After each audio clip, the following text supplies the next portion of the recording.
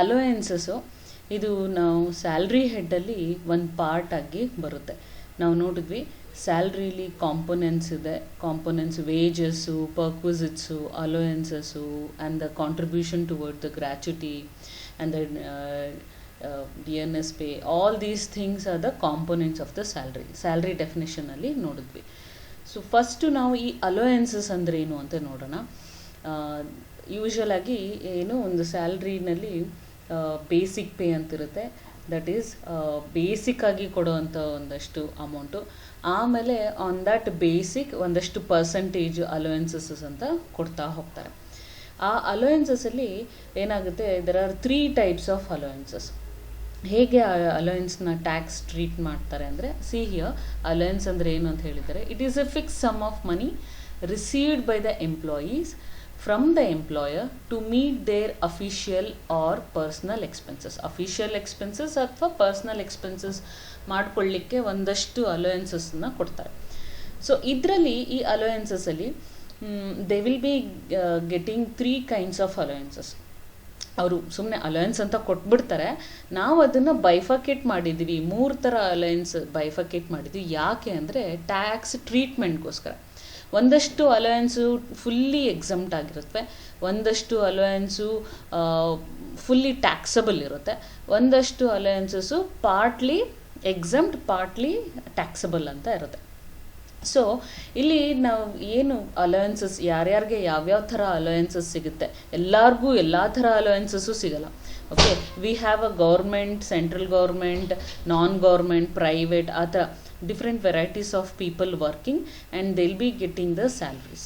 ಹಾಗಾಗಿ ಎಲ್ಲರಿಗೂ ಅಲೋಯೆನ್ಸ್ ಸಿಗುತ್ತೆ ಅಂತ ಇಲ್ಲ, ಸಿಕ್ಕಿದ್ರೆ ಸ್ವಲ್ಪ ಲಿಮಿಟೆಡ್ ಆಗಿ ಸಿಗುತ್ತೆ, ಎಲ್ಲರಿಗೂ ಎಲ್ಲ ಥರ ಅಲೋಯೆನ್ಸಸ್ಸು ಸಿಗಲ್ಲ. ಆಯಿತಾ?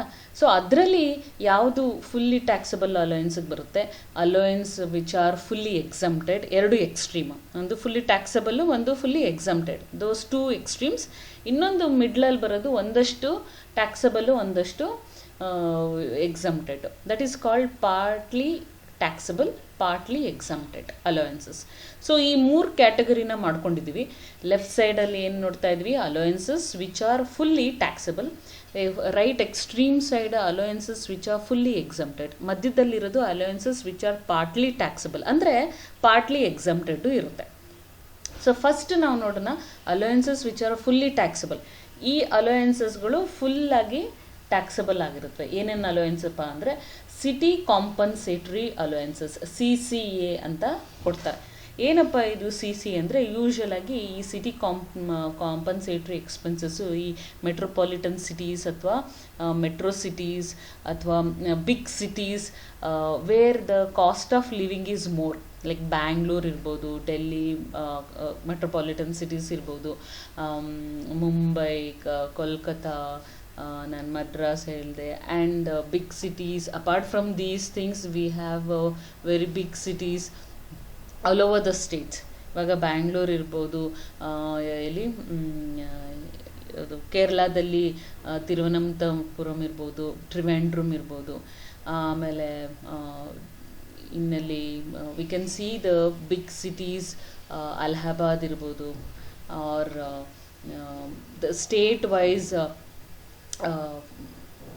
ಸ್ಟೇಟ್ ಕ್ಯಾಪಿಟಲ್ಸ್ಗಳು. ಯಾವುದೇ ಒಂದು state capital also it's a big cities where the cost of living is more. ನಮ್ಮ ಕರ್ನಾಟಕದಲ್ಲೇ ನಾವು ನೋಡ್ತೀವಿ, ಬ್ಯಾಂಗ್ಳೂರ್ ಬಿಟ್ಟರೆ and we can see Mangaluru is a expensive city. Mangaluru ಬಿಟ್ಟರೆ again Hubli is a expensive city and Mysuru is also comparatively expensive city. ಈ ಥರ ಒಂದು city, big cities, cities ಅಂತ ಹೇಳ್ತಾರೆ. For those things they will give the city compensatory allowances where the cost of living is more. ಆ ಥರ ಇದ್ದಾಗ ಅವರು ಮನೆ ಬಾಡಿಗೆ ತೊಗೋಬೇಕು ಅಥವಾ ಮಕ್ಕಳು ಎಜುಕೇಷನ್ ಇರ್ಬೋದು, what ever it is, comparatively ಬೇರೆ ಸಿಟೀಸ್ ಅಥವಾ ಬೇರೆ ಒಂದು ಡಿಸ್ಟ್ರಿಕ್ಟ್, ತಾಲೂಕಾಸ್ ಆ ಥರ ಎಲ್ಲ ನೋಡಿದಾಗ this will be very high, 3 times or 4 times more than the cost. So that's why they will give the compensatory allowances. ಅದು full taxable. Then dearness allowance ಅಥವಾ ಡಿಯರ್ನೆಸ್ ಪೇ ಅಂತ ಕೊಡ್ತಾರೆ. ದೀಸ್ ಡಿಯರ್ನೆಸ್ ಅಲೋಯನ್ಸ್ ಅಥವಾ dearness pay is percentage on basic pay. ಇದು ಅಷ್ಟೇ, see ಏನು percentage on basic pay, fully taxable. Tiffin allowance, ಅವ್ರಿಗೆ ನಾಷ್ಟ ಮಾಡಲಿಕ್ಕೆ, ಕಂಪನಿ ಎಂಪ್ಲಾಯೀಸ್ಗೆ ಟಿಫನ್ ಮಾಡಲಿಕ್ಕೆ ಕೊಡೋ ಅಂಥ ಅಲೋಯನ್ಸಸ್. ಮೆಡಿಕಲ್ ಅಲೋಯನ್ಸ್, ಒಂದಷ್ಟು ಫಿಕ್ಸ್ಡ್ ಮೆಡಿಕಲ್ ಅಲೋಯನ್ಸ್ ಅಂತ ಕೊಡ್ತಾರೆ. ಪರ್ ಮಂತ್ 1000 2000 500 ಮೆಡಿಕಲ್ ಯಾವುದೇ ಒಂದು ಖರ್ಚಿದ್ರೆ ಅದನ್ನು ಖರ್ಚು ಮಾಡ್ಕೊಳ್ಳಿ ಅಂತ ಮೆಡಿಕಲ್ ಅಲೋಯನ್ಸ್ ಅಂತ ಕೊಡ್ತಾರೆ. ಆ್ಯಂಡ್ ಸರ್ವೆಂಟ್ ಅಲೋಯನ್ಸ್ ಅಂತ ಕೊಡ್ತಾರೆ. ಕ್ವಾರ್ಟರ್ಸ್ ಕೊಟ್ಟಿರ್ತಾರೆ, ಆಮೇಲೆ ಸರ್ವೆಂಟ್ ಕೊಟ್ಟಿರ್ತಾರೆ, ಅವ್ರಿಗೆ ಸರ್ವೆಂಟ್ಗೆ ಸ್ಯಾಲ್ರಿ ಕೊಡಲಿಕ್ಕೆ ಇದನ್ನು ಯೂಸ್ ಮಾಡ್ಕೊಳ್ಳಿಕ್ಕೆ ಸರ್ವೆಂಟ್ ಅಲೋಯನ್ಸ್ ಅಂತ ಕೊಡ್ತಾರೆ. ಆ್ಯಂಡ್ ಈ ಥರ ಸರ್ವೆಂಟ್ ಅಲೋಯನ್ಸ್ ಎಲ್ಲ ಯೂಶ್ವಲ್ ಆಗಿ big people in the organisation will be getting. Then foreign allowance, that is non-government employees. So government employees ಯಾರಿಗೆ foreign allowance ಇರುತ್ತೆ, that will come here right side where fully exempted. See here, first point here, foreign allowances to government employees. Here it is fully exempted, right side corner ಅಲ್ಲಿ ಇದೆ ನೋಡಿ first. ವೆರಾಸ್ ನಾನ್ government employees ಯಾವುದೋ ಒಂದು foreign ಇದು ಸಿಕ್ಕಿದೆ, allowance ಸಿಕ್ಕಿದೆ ಪ್ರೈವೇಟಲ್ಲಿ, ಅಂಥವ್ರಿಗೆ ಏನಾಗುತ್ತೆ, ಫುಲ್ಲಿ ಎಕ್ಸೆಂಪ್ಟೆಡ್ ಆಗುತ್ತೆ. Then we have a OT allowance, overtime allowance. OT ಅಂದ್ರೇನು, ಯೂಶ್ವಲಾಗಿ ಅವರ್ಲಿ ಬೇಸಿಸ್ ಮೇಲೆ ವರ್ಕರ್ಸ್ ವರ್ಕ್ ಮಾಡ್ತಿರ್ತಾರೆ. 8 hours in a day they have to work. If they are working 1 more hour extra, that is overtime allowance. ಏನು 8 hours ಅಲ್ಲಿ per hour ಬೇಸಿಸಲ್ಲಿ ಎಷ್ಟು, maybe per day they are getting 1000 rupees ಅಥವಾ 800 rupees ಅಂದರೆ 8 hourಗೆ. ಸೊ per hour it will be 100 rupees. ಸೊ OT 1 hour ಮಾಡಿದ್ರೆ 1 hourಗೆ ಎಷ್ಟು, ನಾರ್ಮಲ್ ಟೈಮಲ್ಲಿ 100 rupees. OT ಮಾಡಿದ್ರೆ they will be getting 2 times, that is 200 rupees. So 200 rupees they will be getting as a OT allowances ಅಂತ. Then deputation allowances, when the person is deputated, ಈ ಪ್ಲೇಸಿಂದ ಬೇರೆ ಪ್ಲೇಸ್ಗೆ depute ಆಗ್ತಾ ಇದ್ದಾರೆ, ಅಲ್ಲಿ ರಿಕ್ವೈರ್ಮೆಂಟ್ ಇದೆ, ಇವರೇ ಕಂಪನಿನೇ ಕಳಿಸ್ತಾ ಇದ್ದಾರೆ, ಹೋಗಪ್ಪ ಸ್ವಲ್ಪ ದಿನ ಅಲ್ಲಿರು, ಅಲ್ಲಿ ರಿಕ್ವೈರ್ಮೆಂಟ್ ಇದೆ ಅಂತ ಕಳಿಸಿದಾಗ, ಸೊ ದ ಡೆಪ್ಯುಟೇಷನ್ ಅಲೋಯನ್ಸ್, ಇಲ್ಲಿಂದ ಹೋಗಬೇಕು, ಅಲ್ಲಿ ಬೇರೆ ಮನೆ ಮಾಡಬೇಕು, ರೆಂಟ್ ಕೊಡಬೇಕು, ಇಲ್ಲಿ ಸ್ವಂತ ಮನೆಯಿಂದ ಅಲ್ಲಿ ರೆಂಟಿಗೆ ತೊಗೊಂಡಿರಬೇಕು, all these some charges will be there for the person. ಆ ಡೆಪ್ಯುಟೇಷನ್ ಅಲೋಯನ್ಸ್ ಅಂತ ಕೊಡ್ತಾರೆ. Then marriage allowances, it's like a gift they will give, marriage allowances. And lunch allowance, like a tiffin allowance, they'll give the lunch allowance. Project allowance, particular one project bandide, ಆ ಪ್ರಾಜೆಕ್ಟ್ನ ಮಾಡಲಿಕ್ಕೆ they need some of the amount, then they will give the project allowances. Warden allowances, if the employee is taking care of warden work, hostel warden ಆದಾಗ ಅವ್ರಿಗೆ.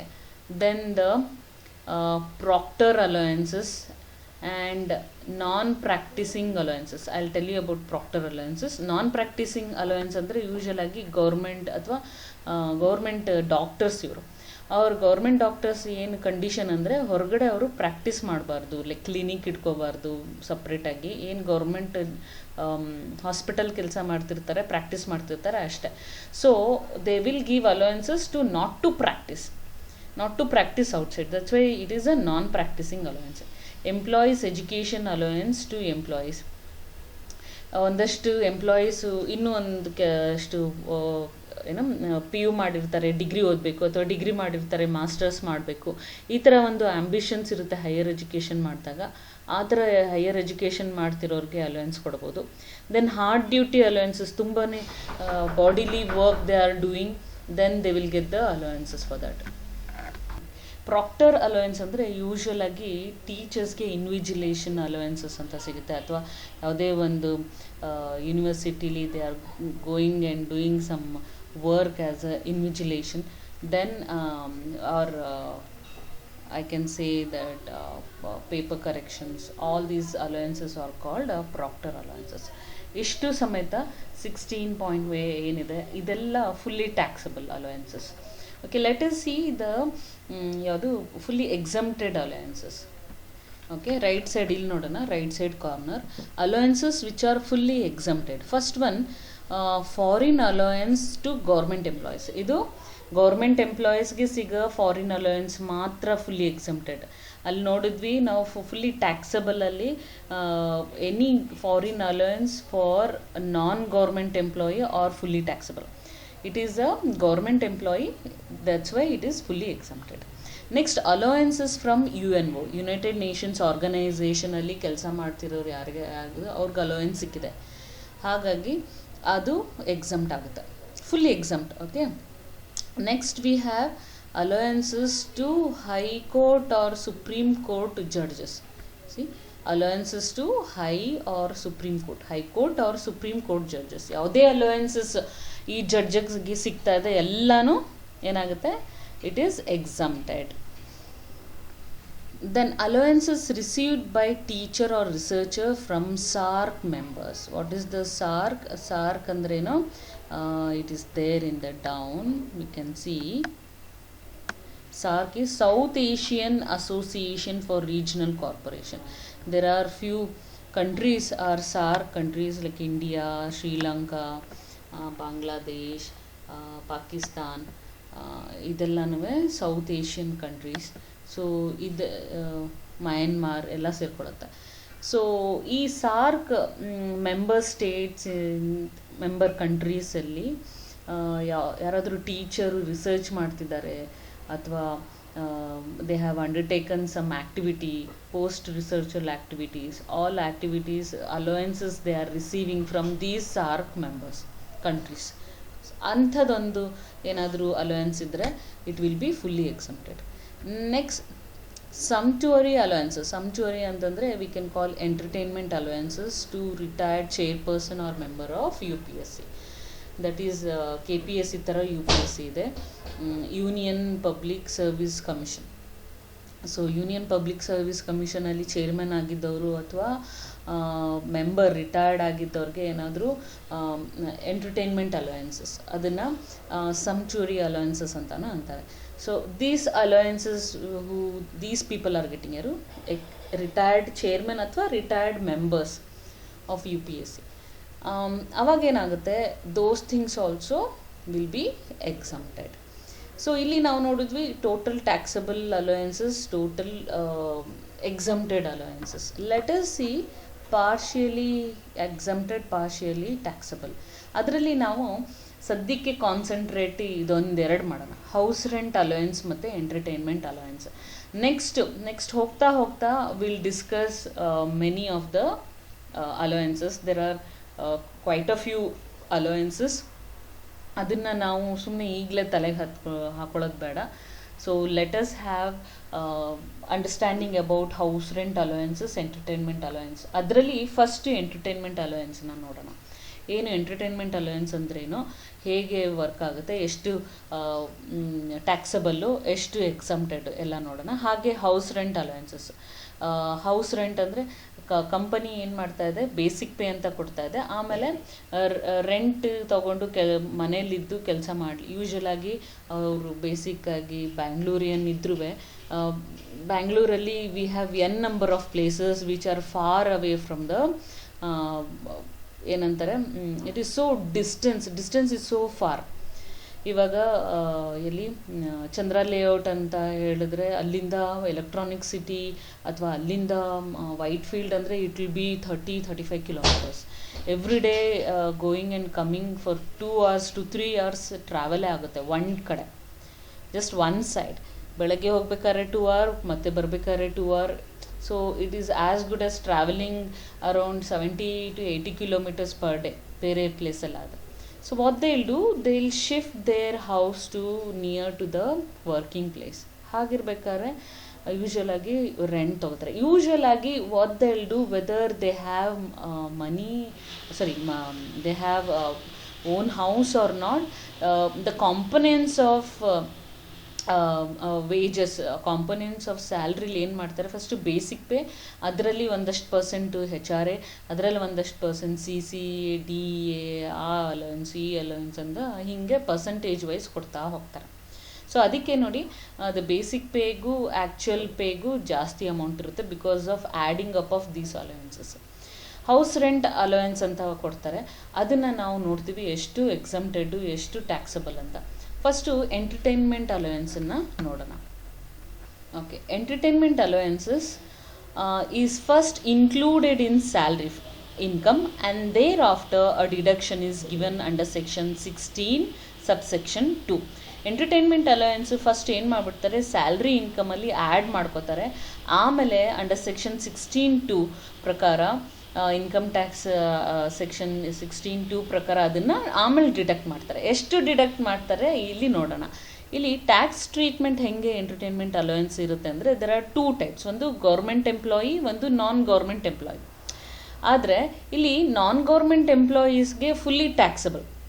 ನಾವು foreign ಇದು allowance ನೋಡಿದ್ವಲ್ಲ, non government ಎಂಪ್ಲಾಯೀಸ್ಗೆ fully taxable, ಮತ್ತು government ಎಂಪ್ಲಾಯೀಸ್ಗೆ fully exempted. ಇಲ್ಲಿ government ಎಂಪ್ಲಾಯೀಸ್ಗೆ ಎಂಟರ್ಟೈನ್ಮೆಂಟ್ ಅಲೋಯನ್ಸ್ ಏನಾಗ್ತಾ ಇದೆ, it is partly exempted. For non government employees it is fully taxable. ಹಾಗಾದರೆ ಗೌರ್ಮೆಂಟ್ ಎಂಪ್ಲಾಯೀಸ್ಗೆ, that is central or state government ಎಂಪ್ಲಾಯೀಸ್ಗೆ ಎಷ್ಟಪ್ಪ ಇಲ್ಲಿ ಎಕ್ಸಮ್ಟ್ ಸಿಗುತ್ತೆ ಅಂದರೆ, ದೆರ್ ಆರ್ 3 ಕಂಡೀಷನ್. ಆ 3 ಕಂಡೀಷನಲ್ಲಿ ಯಾವುದು ಮಿನಿಮಮ್ ಬರುತ್ತೆ ಅದನ್ನು ಮಾತ್ರ ತಗೋಬೇಕು ಅಂತ ಹೇಳಿದ್ದಾರೆ. See, central employees, government employees, whether it's central or state employees, least of the following is deducted under section 16(2). ಈ 3 ಪಾಯಿಂಟ್ ಏನಿದೆ, ಏನಪ್ಪ 3 point? First one maximum limit of 5,000 ಅಷ್ಟೇ ಡಿಡಕ್ಷನ್ನು, ಎಷ್ಟೇ ಇದ್ರೂ.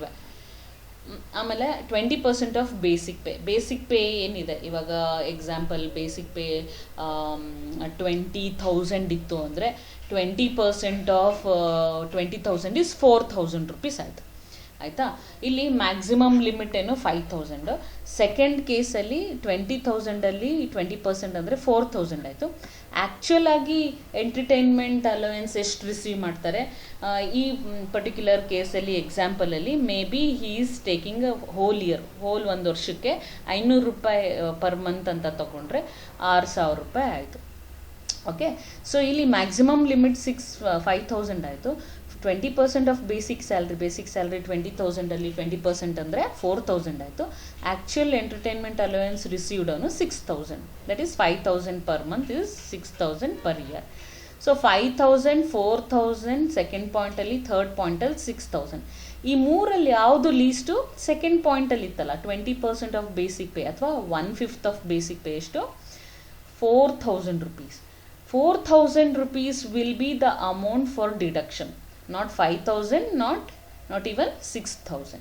ಸೊ ಹೀಗೆ ಒಂದೊಂದು ಕೇಸಲ್ಲಿ ಡಿಫರ್ ಆಗ್ತಾ ಇರುತ್ತೆ. ಒಂದೊಂದು ಕೇಸಲ್ಲಿ 2 ಜಾಸ್ತಿ ಇರುತ್ತೆ, ಮ್ಯಾಕ್ಸಿಮಮ್ ಲಿಮಿಟ್ 5,000 ಇರುತ್ತೆ, ಆವಾಗ 5,000 ಬರಬೇಕಾಗುತ್ತೆ. ಅಥವಾ ಇದೆರಡು ಕಡಿಮೆ ಇರುತ್ತೆ, 5,000 ಜಾಸ್ತಿ ಇರುತ್ತೆ. ಸೊ ಟೋಟಲ್ ಆಗಿ ಈ 3 ಪಾಯಿಂಟ್ ಏನಿದೆ, ಮ್ಯಾಕ್ಸಿಮಮ್ 5,000 ಅಥವಾ 20% ಆಫ್ ಬೇಸಿಕ್ ಪೇ ಅಥವಾ ಆ್ಯಕ್ಚುಯಲ್ ಎಂಟರ್ಟೈನ್ಮೆಂಟ್ ಅಲೋವೆನ್ಸ್ ರಿಸೀವ್ಡ್, ಈ 3 ಕ್ಯಾಟಗರಿನಲ್ಲಿ ಯಾವ ಅಮೌಂಟು ಕಡಿಮೆ ಇರುತ್ತೆ ಆ ಅಮೌಂಟ್ ಮಾತ್ರ ಡಿಡಕ್ಷನ್ಗೆ ತೊಗೋಬೇಕಾಗುತ್ತೆ. ಓಕೆ, ಆ ಡಿಡಕ್ಷನಲ್ಲಿ ತೊಗೊಂಡು ಆಮೇಲೆ ಆ್ಯಕ್ಚುಲಿಂದ ಲೆಸ್ ಮಾಡ್ಕೊಂಡು ಹೋಗಬೇಕಾಗುತ್ತೆ. This is called the entertainment allowances. ಎಷ್ಟು ಟ್ಯಾಕ್ಸ್